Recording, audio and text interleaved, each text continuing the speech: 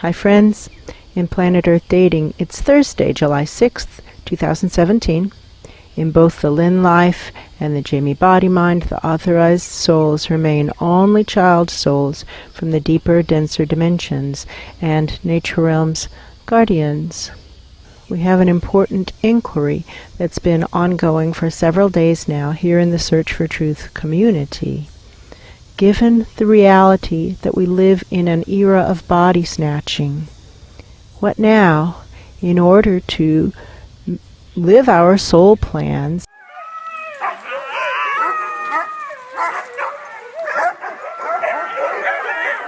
How do we know when we're living our soul plans? We're sweating, straining, working really hard. It feels impossible, and yet we feel good because we're doing what we're supposed to do with a good attitude, not a lousy attitude. It's possible, somebody says, what if I feel bad?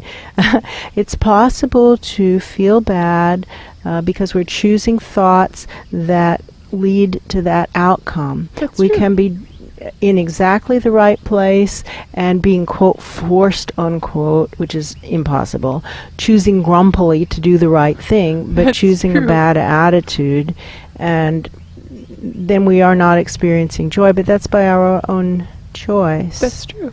Joy is created by the choice of thinking. Joy is possible in every moment. We simply need to find the gifts of the situation, find a way to think about the situation so that we love what it is we do. We can learn to love doing whatever it is that the situation actually calls for us to be doing. So, what now, given the reality of the era of body snatching? How does a host life, a sentient presence who believes him or herself to be living in a tangible world and of the same density as that tangible world, how does one consistently create a life of joy and a world that works in an era of body snatching when the souls coming in have outright exploitative intent and low vibrations? That's a challenge worthy of our abilities. That's true. What now? Again, the spotlight is moving to the discussion of addictions. That's true. That was going on this morning, and how our societies, and somebody says, what do you mean by that? I believe in all the dimensions, anywhere around this dimension, including ground zero dimension, and all of the dimensions, hundreds of levels up, and as far down as we can see, we don't think there's anything. I don't know. Now there's disagreement. Yeah. Another soul says maybe there's light below somewhere. And everybody agrees in this discussion chamber that is now being channeled here. Yes. We're channeling some kind of discussion group. That's true. Everybody agrees there's nothing that can be seen, felt, heard, smelled, but possibly underneath all of that down there is light below. We don't know. That's true. But that in all of the dimensions that we have contact with right now, and have had contact with for some years now, everything is poisoned, everything is corrupt. There is a toxic soup of lies and laziness, selfishness, cowardice, arrogance. I might be missing something. And to acknowledge that we're living in this toxic soup, and that it doesn't work, that our lives are out of control. And how do we know our lives are out of control? We're not doing what we were born to do. That's true. Friends, listen to me. Listen to me. In all of the dimensions that are able to hear me right now, if you are living in the dominant culture of your planet,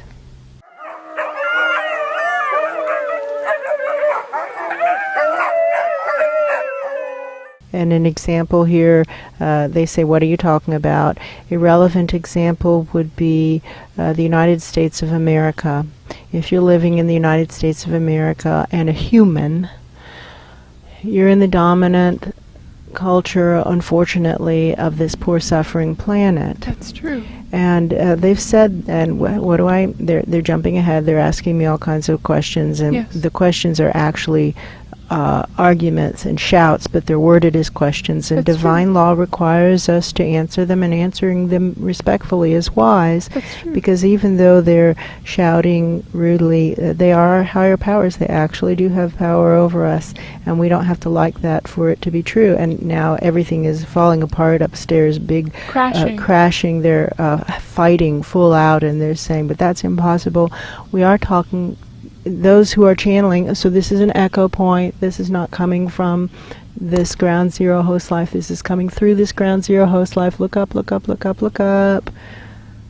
There's somebody who's directing, like an orchestra or something. I see someone conducting, and the sounds are coming from that orchestra, Pay attention to it. It's something that would be foolish to ignore. And here's an important point.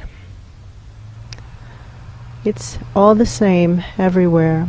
As selfish and lazy and corrupt and egotistical and cowardly as the world around you, that's exactly what it's like in all other dimensions.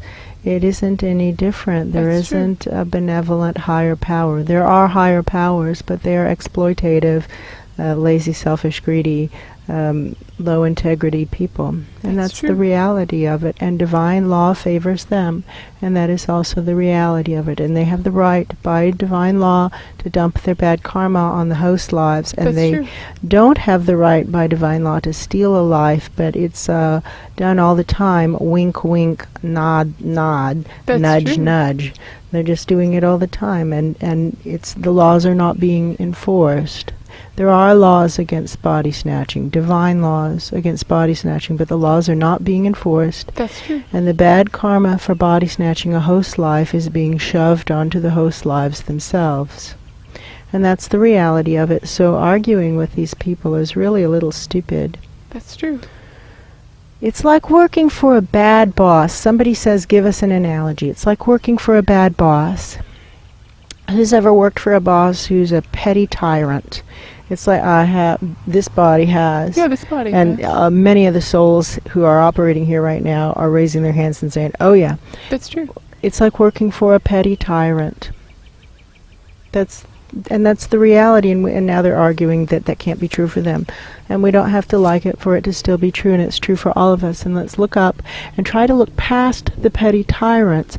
And the higher up we go, the more those who are looking down see that the tyrant, quote unquote, doesn't have divine right to be deeming himself or herself superior to the host life. And after a while they say, quote, ants are ants, unquote. It's all the same to them. It's like, well, this petty tyrant is just bullying this other presence, and they all look roughly the same size to me, the speaker, from my high up vantage point. And so I now see that this bully who's just invading this life is breaking the law, and boom, then the bad karma goes on to the bully.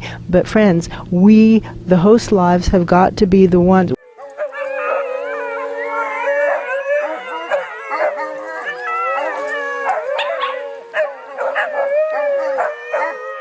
We who are being invaded, thank you, have got to be the ones to reach up through the petty tyrant to higher goals, to higher aspirations, to live to higher standards, to higher vibrations. It just got very quiet and I don't hear the crashing. No, it's as if they are gone. And now we are once again able to ask the question, what now in order to live to higher standards? What now in order to manifest an actual divine plan for all dimensions that is based on actual sentiences in the actual dimensions in which they are actually experiencing sentience with their actual intentions and actual awarenesses, given the reality of these limited resources? What now? Yeah.